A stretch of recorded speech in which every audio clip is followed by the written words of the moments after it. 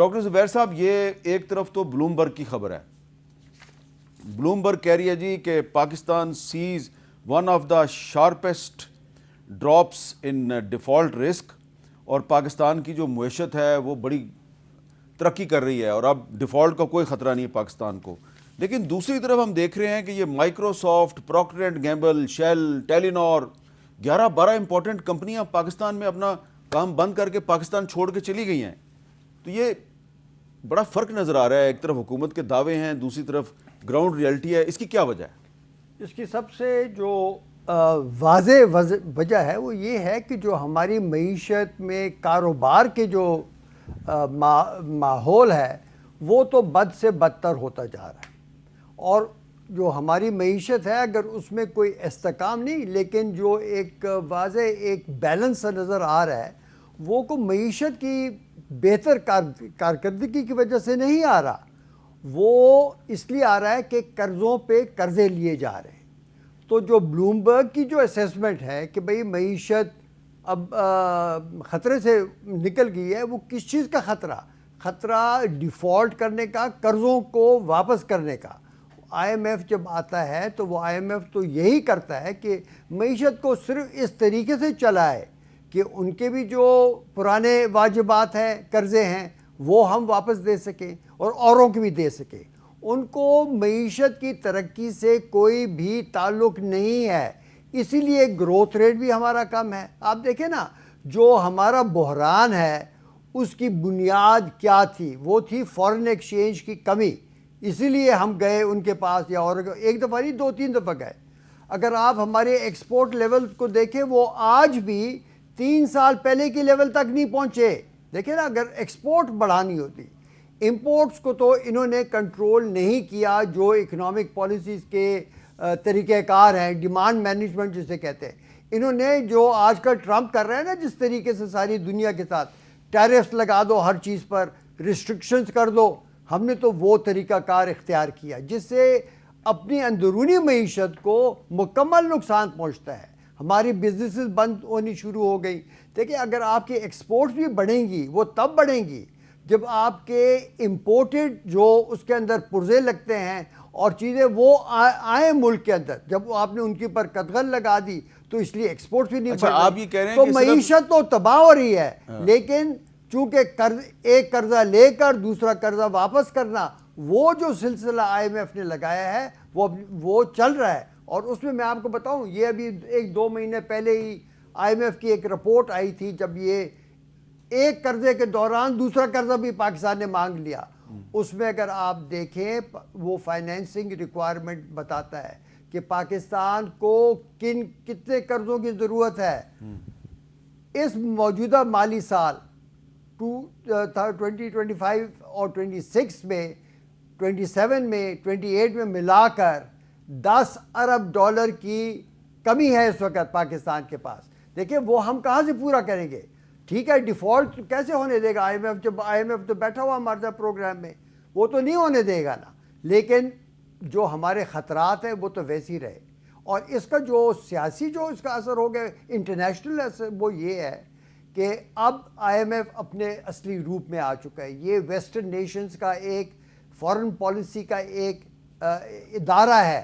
وہ اس کے ذریعے پاکستان کو قابو میں رکھیں گے تاکہ ہم جو آج کل ایک بین الاقوامی ورلڈ وار کی جو سچویشن پیدا ہوئی ہے کہ ہم امریکہ کے جو دائرۂ وہ ہے اثر ہے اور اس میں جو کنٹرول ہے اس سے باہر نہ نکل جائے. تو we are in the hands of the I M F and in the hands of the Americans.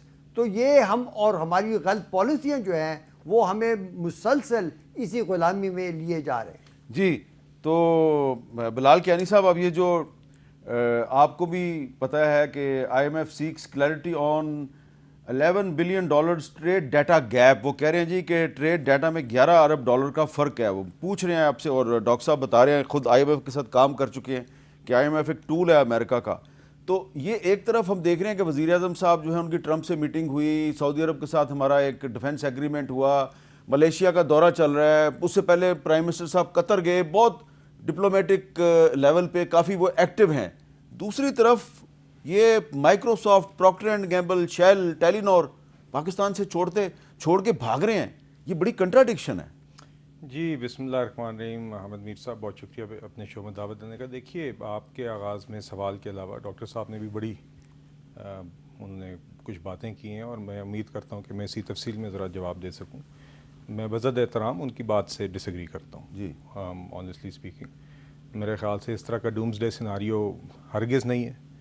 کیا مشکلات نہیں ہیں؟ بالکل ہیں اور ہم ان کو ہیڈ آن لے رہے ہیں. کیا پروگرس ہوئی ہے؟ بالکل ہوئی ہے اور میں آپ کو اس کے حوالے سے کچھ حقائق سامنے پیش کرنا چاہوں گا. دیکھیے پچھلے سال جب ہماری حکومت آئی تھی تو اس ٹائم پر مہنگائی کی شرح تقریباً کوئی 23% کے قریب تھی, یا پچھلے مالی سال کی فسکل ایئر جسے آپ 2024 کہیں گے. اس کے بعد ہم نے اس سال مہنگائی کی شرح بھی 4.5% تک لے کر آئے. Tax to G D P ratio میں بھی اضافہ کیا. پرائمری بیلنس کا ہم نے ٹارگیٹ IMF کے پروگرام کے اندر جا کر اچیو کیا. ڈیفالٹ رسک کو ریڈیوس کیا. ہم نے جو ایک فسکل اپنے جو معاملات تھے, مالی معاملات تھے, ان کے اندر جو کنسالیڈیشن لے کر آنی تھی وہ ہم لے کر آئے. مگر ساتھ ہی ساتھ جو ہمارے بنیادی وجہ بنتی ہے ملک کے اندر IMF میں واپس جانے کی بار وہ ہوتے ہیں زر مبادلہ کے ذخائر. اس میں بھی بہتری آئی. ہم نے کرنٹ اکاؤنٹ سرپلس بھی اچیو کیا. $2.1 ارب کا کرنٹ اکاؤنٹ سرپلس ہم نے پچھلے مالی سال میں اچیو کیا, جو کہ پچھلے 14 سال میں پہلا سرپلس تھا اور پچھلے 22 سال میں ہائیسٹ سرپلس تھا. اسی طرح ہم نے tax to G D P ratio میں نے آپ کو بتایا کہ 4% اضافہ کیا اور 26% اوور آل ٹیکس ریونیوز میں ہم نے گروتھ کی.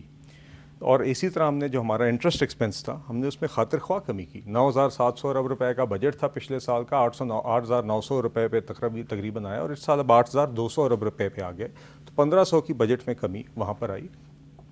مگر اس کے ساتھ ساتھ ہم نے صرف معاملہ یہ نہیں تھا کہ ہم نے یہ بیلنسز کو امپروو کرنا ہے. جو معیشت کے اندر جو اسٹرکچرل ریفارمز درکار ہیں ہم اس پہ بھی کام کر رہے ہیں. اور اس کے اندر دیکھیے چاہے وہ نجکاری کا عمل ہو, تاکہ وہ جو اسٹیٹ اونڈ انٹرپرائزز ہیں جو ہمارے لیے سالہ سال 100 ارب روپے کا ایک ہمارے لیے ایک بلیک ہول بنتی ہیں, اس کی نجکاری پہ بھی اب PIA کافی ایڈوانس سٹیج پر ہے. بجلی کی 3 کمپنیاں ہیں, ان پر بھی کام ہو رہا ہے. اس کے ساتھ ساتھ ہم انرجی سیکٹر میں دیگر ریفارمز کیے. سرکولر ڈیٹ میں ریڈکشن ہوئی, نرخوں میں کمی اس کے نتیجے میں کی گئی. IPPs کے ساتھ نیگوسیشنز ہوئیں. یہ سب آپ کے سامنے ہوا اور آگے نجکاری بھی اس کا عمل ہے. سرکولر ڈیٹ ریڈکشن میں مزید کمی کا بھی کام جاری ہے. اس کے ساتھ ساتھ ڈاکٹر صاحب نے بھی ایک بات کی کہ ٹیرفس ہمارے ہاں بہت ہائی ہیں. ہم اس سے اتفاق کرتے ہیں, اس لیے ہم نے نیشنل ٹیرف پالیسی کا اعلان کیا اس سال کے بجٹ میں. 5 سالہ نیشنل ٹیرف پالیسی ہے جس کے نتیجے میں, اور ہم یقیناً ماضی میں ایک ہائی ٹیرف کنٹری رہے ہیں ہم نے, اور اس پالیسی کے تحت کی کہ امپورٹ سبسٹیٹیوشن ہو, مگر اس کے نتائج لمیٹڈ رہے ہیں. اسی لیے ہم نے ایک نیشنل ٹیرف پالیسی کا اعلان کیا جس کے نتیجے میں اس ملک میں جو 3 قسم کی ٹیرفس ہوتے ہیں, ریگولیٹری ڈیوٹیز, کسٹمز ڈیوٹیز اور ایڈیشنل کسٹمز ڈیوٹیز, ان میں سے 2 ڈیوٹیز مکمل طور پر اگلے 5 سال میں ختم ہو جائیں گی. 5 سال کے سٹیپس میں اقدامات لیے جا رہے ہیں. پہلے سال میں ان کا نفاذ بھی ہو گیا. Regulatory duties, custom duties, additional customs duties, تینوں میں کمی ہوئی ہے اس سال میں اکراس دا بورڈ. اور ریگولیٹری ڈیوٹی اور ایڈیشنل کسٹم ڈیوٹی اگلے 5 سال میں مکمل ختم ہو جائے گی. اور اس کا مقصد یہی ہے کہ امپورٹس کے ہمیں را مٹیریل ضرورت ہے اپنی انڈسٹری کو آگے بڑھانے کے لیے, اپنے موجودہ ایکسپورٹنگ سیکٹرز کے لیے کاسٹ کو کم کرنے کے لیے. نہیں, لیکن کیا وجہ ہے کہ پاکستان میں جو لوگ اسمال بزنس کر رہے ہیں, چھوٹی چھوٹی انڈسٹری لگائی ہوئی ہے جنہوں نے, وہ لوگ بھی اپنا بزنس اور انڈسٹری بند کر کے باہر جا رہے ہیں. میرے خیال سے میر صاحب دیکھیے, بزنسز کھلنا بند ہونا یہ سلسلہ جاری رہتا ہے. مشکلات کیا ہیں؟ بالکل ہیں, مگر اس طرح اتنا بزنس کانفیڈنس سروے آپ گیلپ کا نکال لیجئے, میرے خیال سے پچھلے کوئی 1.5-2 سال میں سب سے بہترین نتائج ابھی نہیں. لیکن گیلپ آپ کو یہ کیوں نہیں بتا رہا کہ یہ Microsoft, Procter and Gamble, shell, Telenor یہ کیوں چلے گئے پاکستان سے؟ نہیں دیکھیے, اب جس طرح پروکٹر اینڈ گیمبل کی ایک مثال لے لیتے ہیں. کاروبار ہے, کاروبار روزانہ گلوبل سطح پہ کبھی کسی پروڈکٹ کا, کبھی کسی ریجن کا اپنا فیصلہ کرتے ہیں. اس کے اندر ایک پہلو یہ بھی ہے کہ ہمارے کچھ لوکل کمپیٹیٹرز وہاں پہ بہتر کمپیٹ کرتے ہیں. میں ساتھ ہی ساتھ آپ کو 6 نام بتا سکتا ہوں جو اسی دوران میں آئے بھی ہیں. ارامکو آیا ہے, BYD پاکستان میں آئی ہے. ساتھ ہی ساتھ آپ کی بھی مشرق ڈیجیٹل بینک نے ابھی اعلان کیا ہے, گنبر ہے, وافی ہے. اور مشرق ڈیجیٹل کے لانچ پہ میں خود موجود تھا, اور عبدالعزیز الغریر جو اس کے چیئرمین ہیں مشرق گروپ کے, انہوں نے باقاعدہ یہ بتایا یہاں پہ. انہوں نے کہا جی کہ نہ صرف ہم نے پاکستان میں بزنس لانچ کیا, ابھی چند ہفتے پہلے کی بات ہے, کہتے ہیں ہمیں کانسیپٹ سے آپریشن لانچ تک 12 مہینے سے کم لگے, جو اور ملکوں میں 5 سال لگتے ہیں. اسٹیٹ بینک کو انہوں نے داد دی اور انہوں نے کہا کہ اس کی جتنی ٹیکنالوجی اس ڈیجیٹل بینک کی تھی یہ ساری ہم نے پاکستان میں پاکستانیوں سے ڈیولپ کروائی. اور نہ صرف یہ, انہوں نے اپنا کارپوریٹ مڈل آفس جو دنیا کی ساری ان کے آپریشنس کا رسک آپریشنس, کمپلائنس اور ٹیکنالوجی, وہ بھی انہوں نے پاکستان موو کر دیا. اور یہاں پہ 450 لوگوں کو انہوں نے نوکریاں دی ہیں, جس میں 45% خواتین ہیں. تو وہاں پہ یہ سٹوریز بھی موجود ہیں. دیکھیے مختلف گلوبل کاروباروں کے بزنس ڈیسیجنز ہوتے ہیں.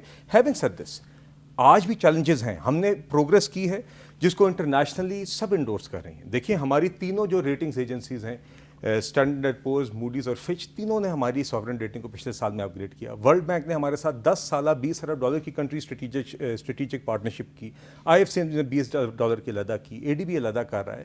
IMF کا پہلا ریویو ہم نے پاس کیا, ابھی ان کے ساتھ ہم بیٹھے ہوئے. تو یہ سارے ریفارمز اس کا حصہ ہیں اور انشاءاللہ آہستہ آہستہ مزید بہتری